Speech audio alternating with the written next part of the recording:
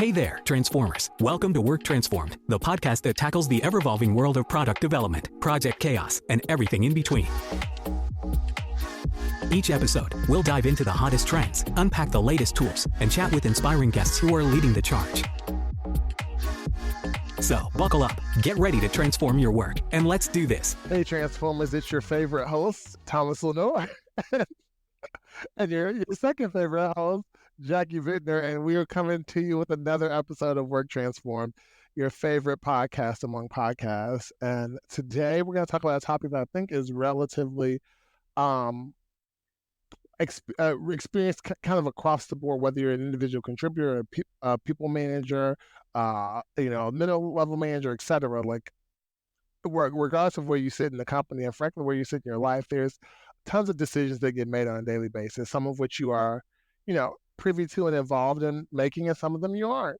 And today I really want to focus on, like, what do you do once a decision has been made, especially if you don't agree with it or it feels like it was ill-informed or it's just wasn't optimal. Like, how do you move forward with that? And I'll be honest, this came to me as I sat here and thought about our political climate and the election cycle. And I'm not going to get into politics because that's an area I don't dive into publicly. But I will say this: I know, having spoken to a lot of people feel like, regardless of the outcome of the race, it's likely not going to be optimal for them. And so, what do you do in a situation like that? And that got me thinking, like, that's really true in the workplace as well. Like, there are times where regardless of what decision gets made or how it's communicated, like, it's just not what you wanted. And sometimes you still have to be a team player and move forward. But how do you do that?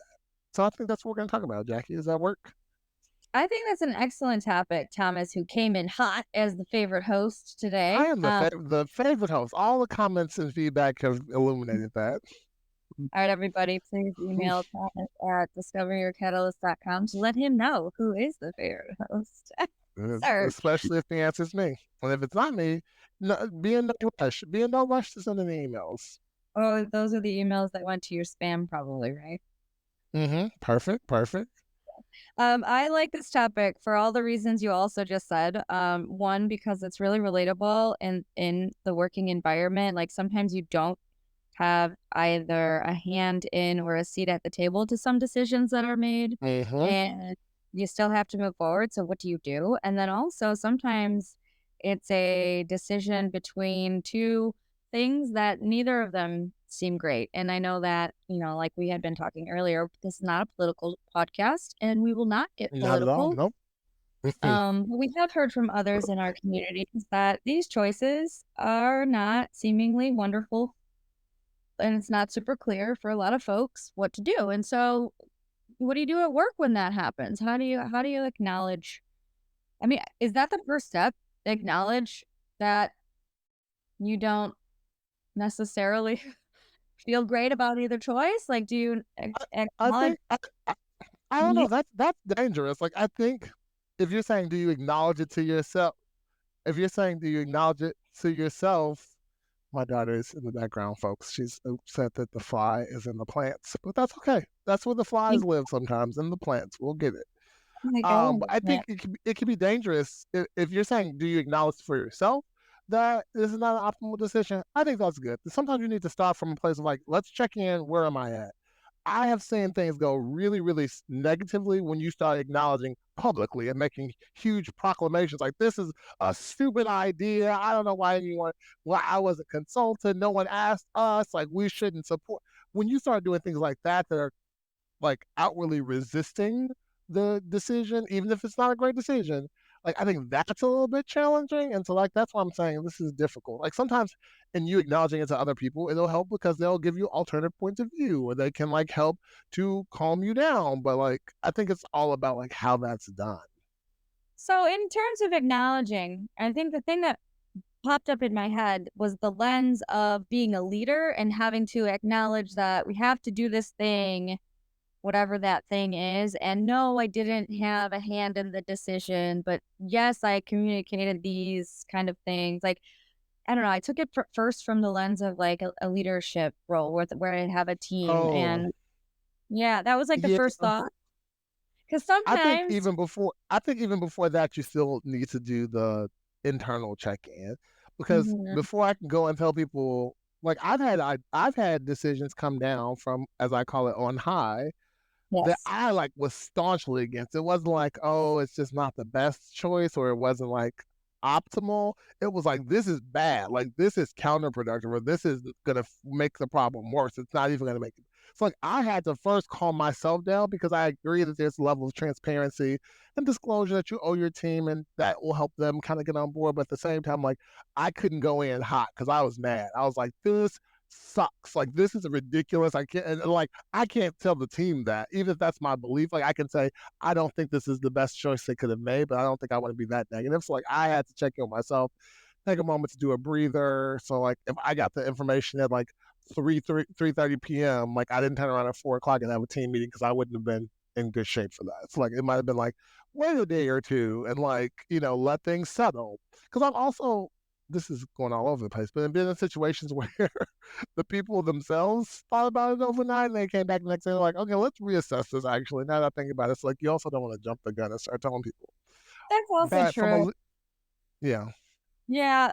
So, okay, several things have popped up in my brain, and I do want to get to this one thing because I do have a tactic that you and I were okay. involved in, and it worked when a decision was made and we When didn't we like went in the room and started flipping tables, and then we were told to calm down. we were told to calm down, so we flipped all the tables. It worked out swimmingly. Just I mean, kidding. I think in the end it did work. It kind of worked out, but I don't think that was probably Well, ideal.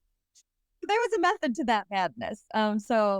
So anyway, so firstly, just to kind of round out this from a position of being a leader place.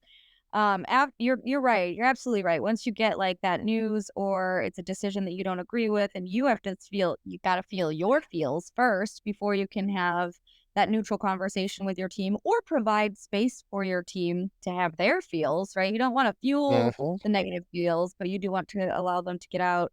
Um, I do think it's I do think in those kinds of scenarios when it's like a company wide maybe like policy change and it's bad news or something, like bad for the people news. I do think there's a balance. You can show that you don't like it. You can show We're that, humans. hey, I'm not super good. I'm not super proud of this. I don't super love this, and we still have to do XYZ. And the other thing I try to do is think about what opportunity does this unlock.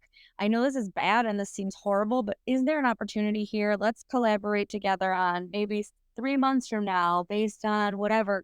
Is there something we can do to help either drive this decision in a different direction or, make our lives easier and lives better? Because that's the thing is like, what can you control? What can you influence? And what is the soup?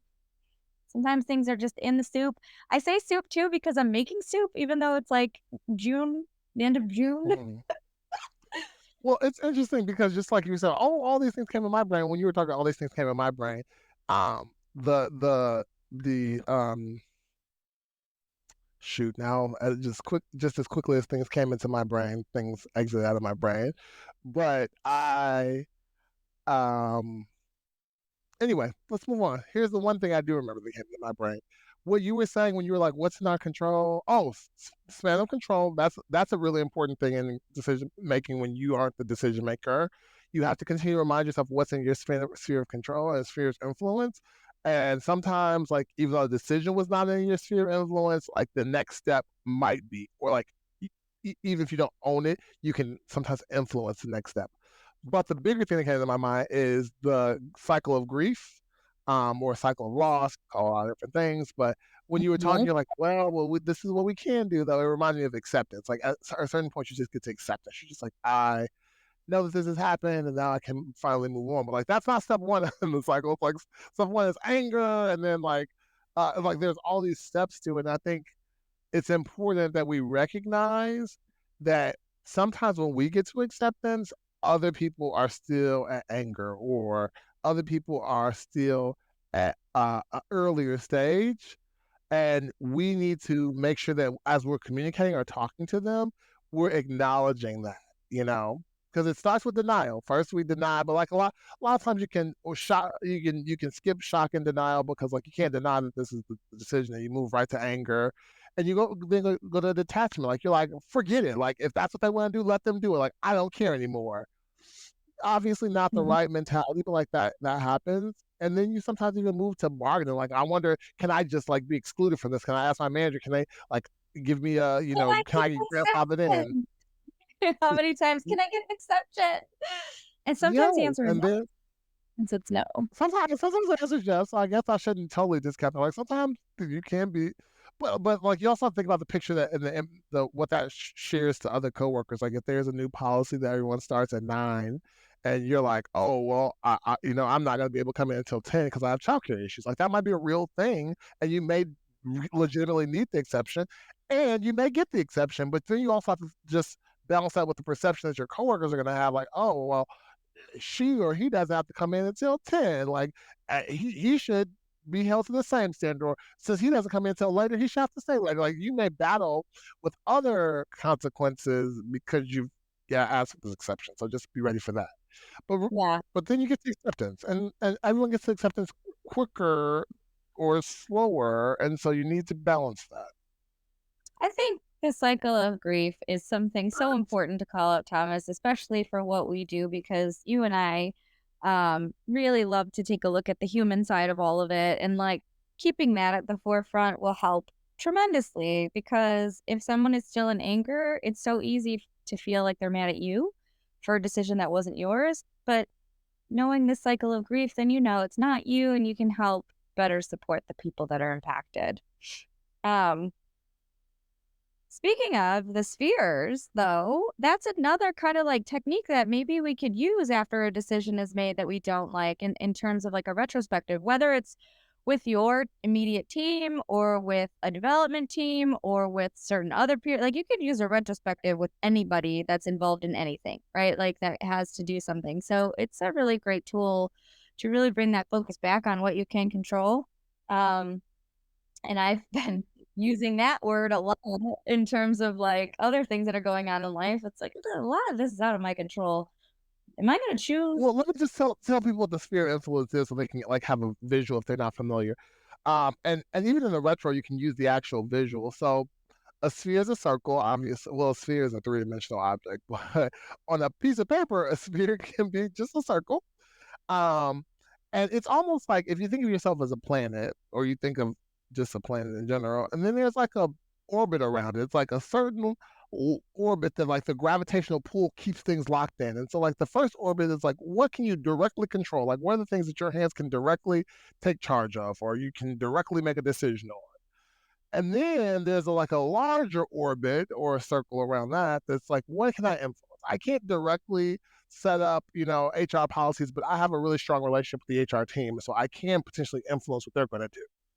And then there's the everything else. It's like the largest sphere. It's like where everything that you don't have any control or influence sits. And a lot of times in the retrospective, I will draw those three circles, the inner circle, middle circle, outer circle, and then have people put post-it notes in them and say, like, here are the 17 things that we can think of that we directly as a team own. Here's the 15 things that we don't control, but we influence. And then here's the 7 things that we have no control over. And I intentionally made the numbers in descending order because hopefully you realize that exercise that you have more control and influence than you thought. It's not always the case. Every now and then you're like, we have less, but that's a really worst case scenario. But usually it helps you to say like, okay, well, everything else you can just disregard. If it's in everything else, what can I do about it? I can't control it nor influence it. I might not even know the people in the department or team that do that.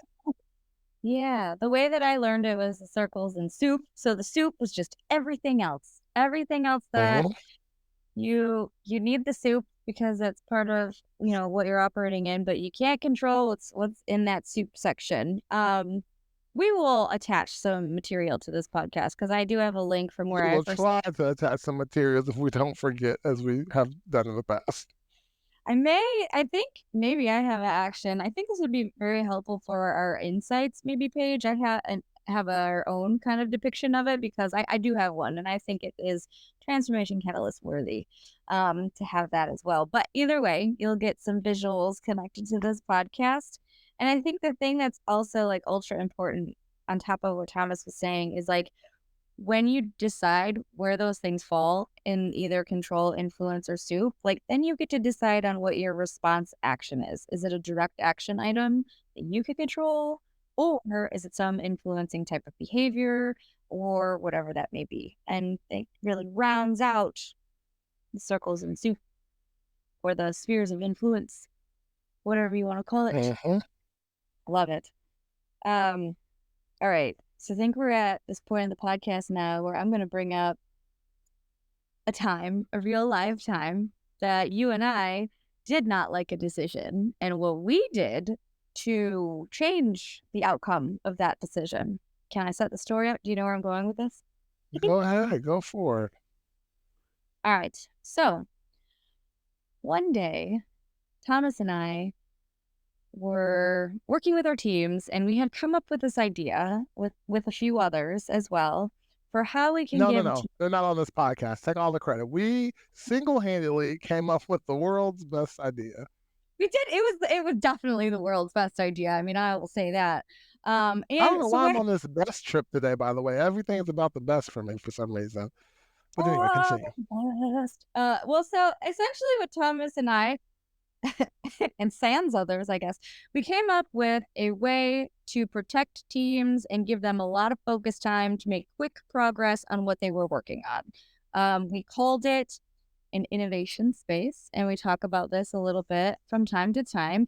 And really, the purpose of that is to be able to time box time and space to increase focus for the individuals that needed to focus on something, to make a quick, either a kickoff or a prototype or something like that. And so we rolled this out because we had many projects going on where it was, honestly, side note, there was a too much work in progress thing going on also. So this helped manage a little bit of that by giving people time.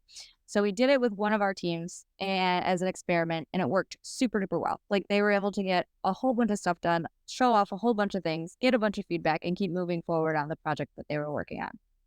Our leadership team loved it so much, just so much, that they wanted the program team to mandate that all of their teams need to do this new thing, and we needed a time slot when we were going to do it. And Thomas and myself and some others were like, no, that's not the purpose of this. If we force our hand and force people to do this, it's going to lose the traction and the motivation and the beauty of it, really, because it's a tool for our toolkit, right? It's like saying you all have to do the sailboat retro because I loved it so much. Like, it doesn't work for every team, and it doesn't work every retro. And so when that first mandate came down to say, when are your teams doing an innovation space? I think Thomas, myself, and the rest of the program team kind of went, what? And pushed against it. And in that meeting, we pushed against it. We were like immediately shot down, right? I think, Thomas, if my memory is serving me, no, you need to mandate this. We want this to be a standard practice. Here's how you do it. You have to make everybody do it. And you have to make them do it. Tell me when they're doing it. Like, hold them accountable. And to be fair, I think we did, going to the point that you made earlier in the podcast around like trying to acknowledge the challenge, but like still sell it. I think we did our best to try to like say like, hey, this is what we're trying to do. And the goal is this, like, this is why this person is asking us to do this. And this is how it may still help us. And like, I think because I think the way you were describing it made it sound like we were very staunch on that, like, oh, it's horrible. I think we did our absolute best to try to convince our teams like this could be a valuable thing, even though we thought obviously it could be a valuable thing, but it was valuable in a different regard. But they were still Right. just like, no, we're not at all interested. Yeah, you're correct. We did try to say, well, this is why it's valuable. But I think the other piece to this is our hearts weren't into forcing them to do it. Our hearts were in to monitor programs and projects. And if an opportunity presented itself that this would be beneficial, we wanted to drive it forward and use the bright spot situation of, the team that had used it before had great success with it. So all of that to say, one of the strategies that I think Thomas and I employed during this decision making that we didn't like but had to move forward was we went out and found allies.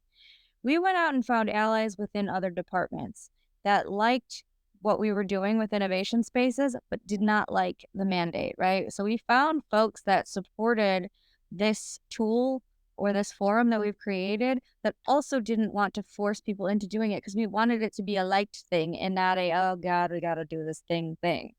And so I think, how long do you think it took for us to gain our allies? Was it like about a week or two or a sprint or something? We had some conversations, had some grievance sessions about this was not the intention. I think the allies were very quick to see like the downsides and the drawbacks, like because the allies were people who were almost like a peer level, just in different functional groups. It's like I think they were just like, what the heck, like that? Why would we do this? So I don't Yeah. think it took them very long at all. And we were also like, we don't know why. We don't like it either. And so, but what we had to do then is ask these allies to come to bat with us. Here's what we want to do. We want to actually put a presentation together, a short presentation about what we're observing in trying to roll this out, like forcibly, and what our ecosystem is telling us about how they want to adopt this thing. Because it was very important. It wasn't going to be adopted the way the forced rollout kind of way.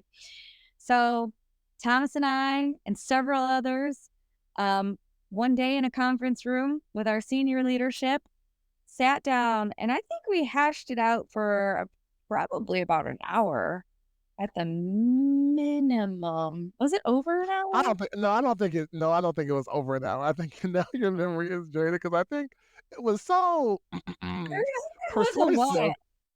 It was so persuasive at the very beginning that I think it was very clear this was a hot button item, and I think it was probably like 45 minutes an hour. I don't think it was longer than Yeah. that. Well, there was I remember when we first got in there was like immediate pushback. And then it was like, in my brain, it was like, release the allies, like, and have them start speaking too, like to the fact that we needed their support in order to roll it out and we didn't have it, right? Like we did not have it there too. So like our hands are tied. You're putting us up against an objective we cannot achieve. We built this beautiful thing that we feel very passionately about. And I think that's the thing, is that we have this passion behind it. And if you are going to like be that, you know, if you want to make that big influence to a You want to be decision, the advocate for a change or a decision, yeah. we had that fire. I mean, I remember after that whole thing, we did ultimately decided on that this is a tool in our tool belt. We are going to use it when it makes sense. People want to use it. We just aren't going to do it on a vetted schedule. Like everybody was thrilled. And I do remember after that meeting, our leader, one of the leaders, our leader was asked me in the hallway, are we good? Because apparently things got really heated, but it was such a beautiful moment. I think I felt so good about it afterwards too. And that was like overturning a decision. Felt like a very underdog story. I think the other thing is it also was a story of hope and perseverance. This sounds like a Hallmark Channel movie, but it was, to me, it kind of was a story of hope and perseverance because I'll be honest, the decision maker was very adamant and very set on this rolling out in this particular way.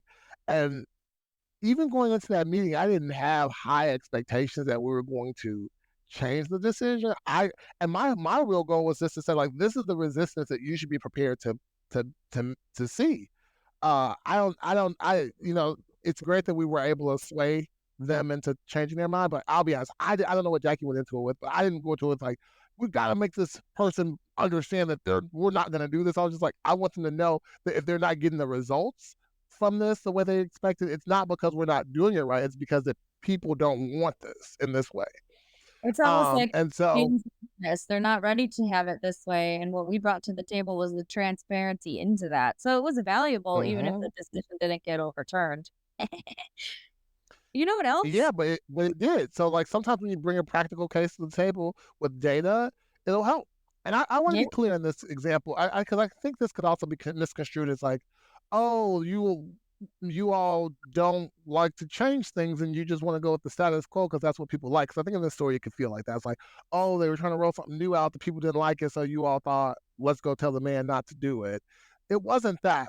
It was the fact that what was being rolled out was something we had already introduced to folks, and they were adopting without mandate and was not necessary on a frequent cadence. And if anything, the cadence of the it was an innovation space. I don't remember if you said that or not, Jackie, but I the did. cadence of having an innovation space that regularly would have detracted from its value because it's meant to help solve a specific problem or need. If there is Mhm. no problem or need, there's no need to have it. And so I think that's what we were trying to convey.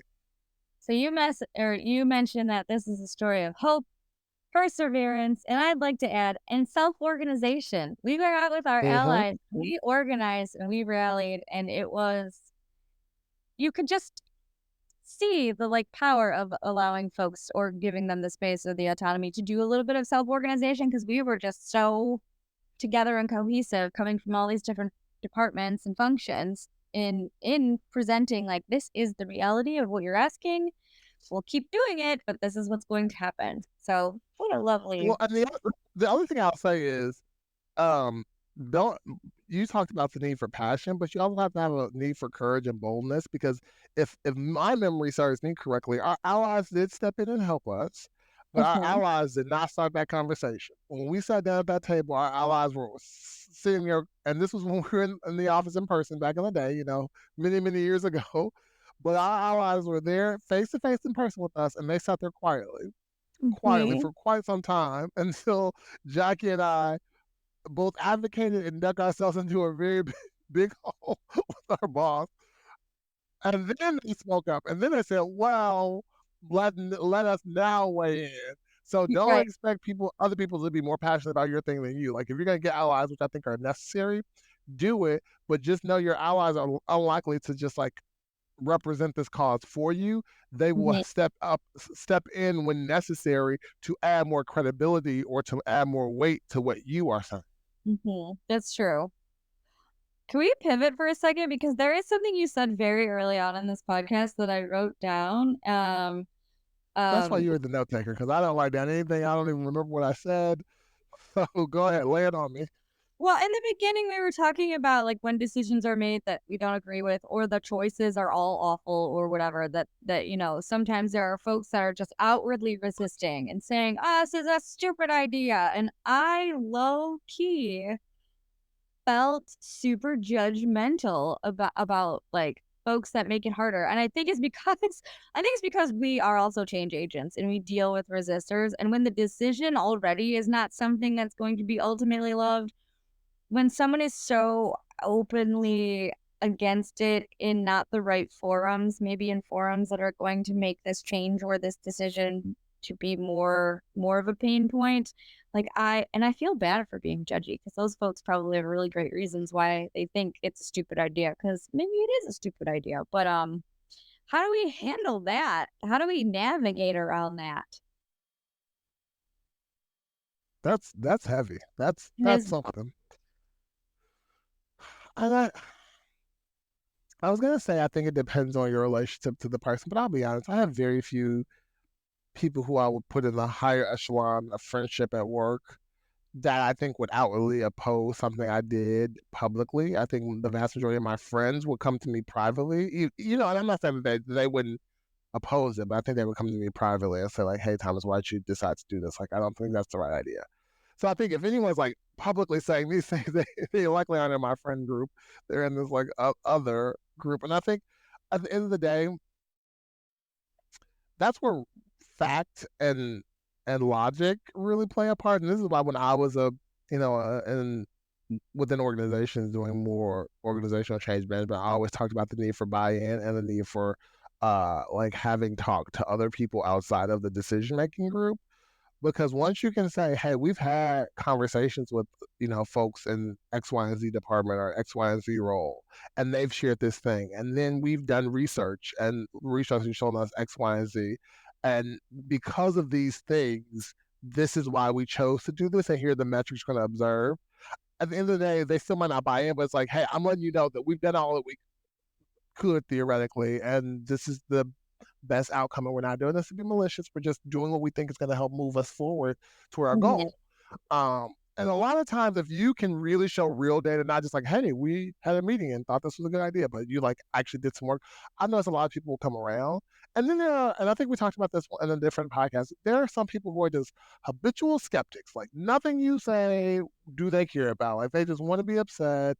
And those people you probably can't help initially. Like they may come around later on, or as their own friend circle changes, they will influence them. But like, there are some people who just kind of say, "Well, I appreciate you giving me this feedback. I hate to hear that you don't support this, but can I at least ask you to give it a try?"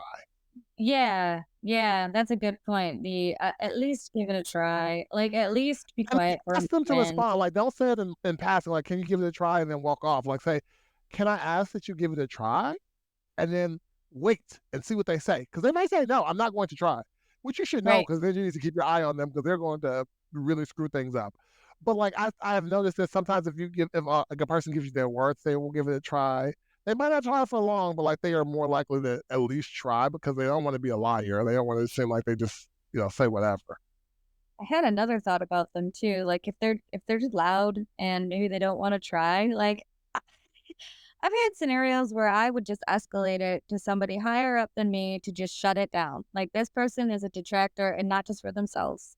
They are detracting an entire population of people from doing this. And I've had to roll out some things, some practices that people did not like. And frankly, maybe I didn't like it very much either. I knew what the benefits were and I believed in the benefits, but it was a challenging thing. And so don't be afraid to, after you've tried some things, to just grab somebody that has a strong influence and shut that down. Say, hey, this is why it's important. Hey, this is what it's going to bring to the table for you. Here's how it's going to articulate your contribution to what we're working on, or whatever that thing is.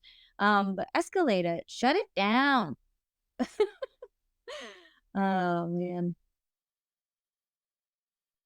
And that's not a sign of weakness to escalate. Like I've had people who've been on my team who bring something to me and they are at their wits they're at their wits end and they've really battled this for far longer than they should have. Mhm.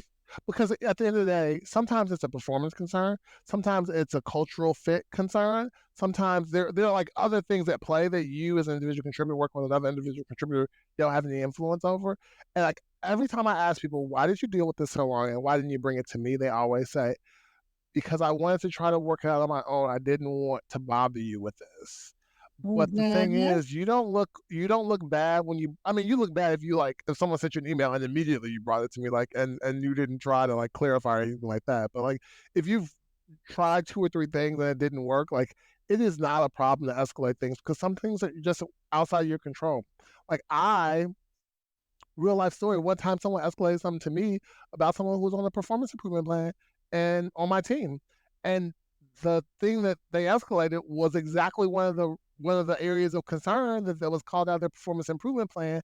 And had they not told me that, I would have been unaware that they were still having these same performance level concerns because to the two or three Mhm. people who I had strategically picked to survey, they hadn't observed this, but this person did. And thankfully, it escalated to me. And I can say, hey, you're still exhibiting these symptoms, maybe not with the same population of people, but you're still doing it. So, I think with escalation, it should be clear that escalation does not equal tattletaling. Escalation means I am bringing this to no, your no, no, not at attention. all. Right. Yeah. I'm bringing this to your attention because I have a need and I need this need met. And this is what's happening versus like I'm telling on Thomas for saying he is the best host, even though I'm the best host. I can't believe that is a thing. All right, Yeah, then. I'm sorry. I'm sitting here nodding my head because I'm like emphatically agreeing, and then I realize people can't see that. So yeah, But that's okay. But yeah, so escalating, not a sign of weakness. Also not a tattletaling. I think even if you're not in a position of authority, like uh, going back to the original prompt, is like, what do you do when you don't agree with the situation? I Yeah. I have because I'm fortunately or unfortunately sometimes the face of change that I have nothing to do with. Like I rolled out a change on the technology team once where they were like moving to a new platform. Like I was the person who was like announcing it and talking about the plans and the value and things like that. And Yeah. I knew bare minimum about like the platform. But nevertheless, because I'm the face of things, I've had folks who have come to me quote unquote in confidence. And I say quote unquote not because I didn't believe it was in confidence, but like I could clearly see their face, like we were talking on a Zoom call. So anyhow, they came to me and they were kind of sharing like, here's the word on the street. And I think as we talk about escalation, that's a type of escalation to me. It's like, hey, I just want you to be aware, Thomas, that people feel this way or are saying this thing.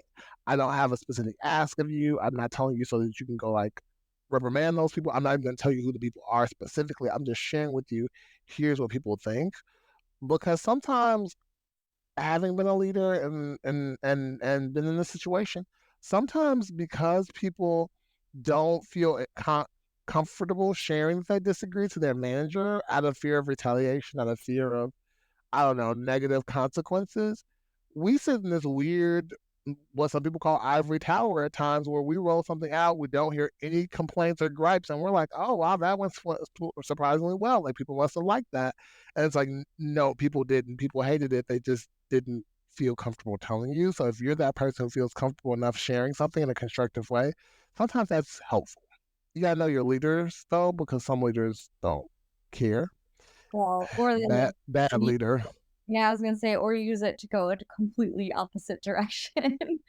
I love those confidence conversations though, because to your point, that also helps you be able to address like your population, where some people might feel nervous to bring these things up or to bring up their disdain for whatever the decision is, or there's like a wild amount of quiet.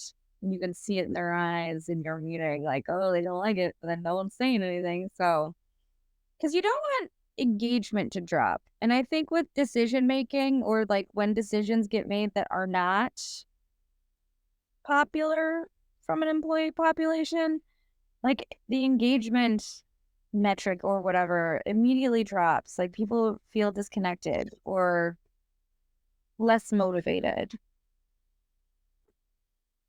or something. Yeah.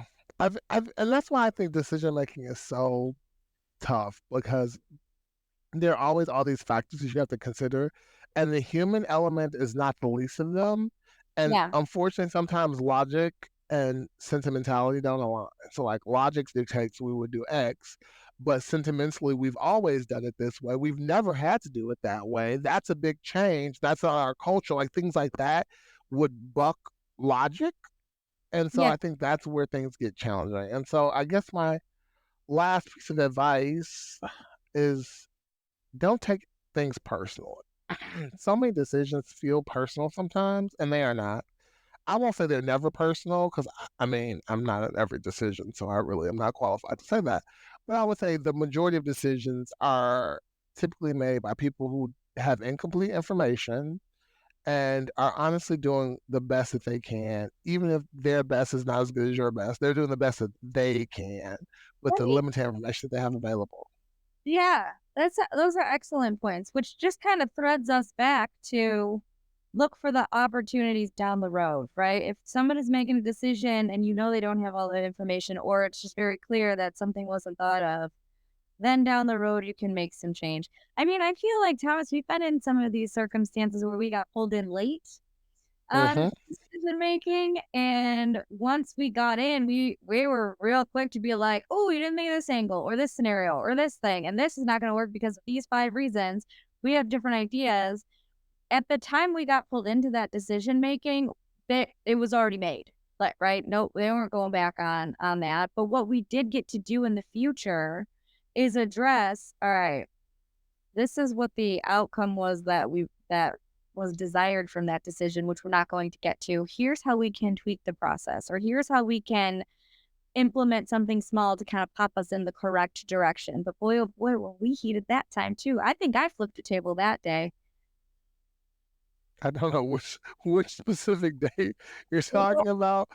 We were restructuring how the projects Oh, were, you know, restructuring is always a tricky situation. a tricky one, but yes, I also remember at the time I was wildly pregnant and I had no patience, so I was the one marching around saying, "This is stupid."